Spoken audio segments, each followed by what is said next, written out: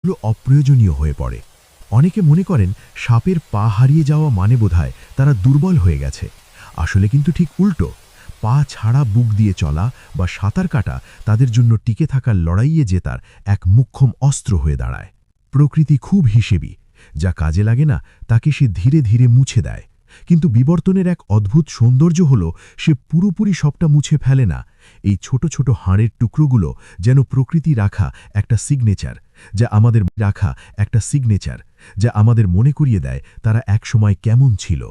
বিজ্ঞানীরা যখন এই পেলভিক বোনসগুলো দেখেন, তারা শুধু হাড় দেখেন না, তারা দেখেন সময়ের পরিবর্তন আর অভিযোজনের অবিশ্বাস্য গল্প।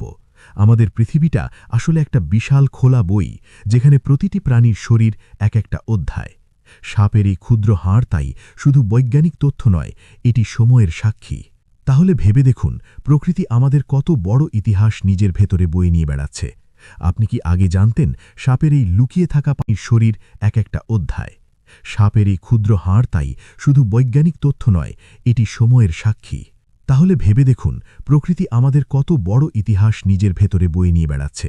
আপনি কি আগে জানতেন সাপের এই লুকিয়ে থাকা পায়ের কথা? আপনার চোখে বিবর্তনের সবচেয়ে অবাক করা তথ্য কোনটি? কমেন্টে আপনার মতামত জানান। ভিডিওটি ভালো লাগলে শেয়ার করুন, যাতে আপনার বন্ধুরাও এই বিস্ময়কর ইতিহাস জানতে পারে। দেখা হবে পরের ভিডিওতে।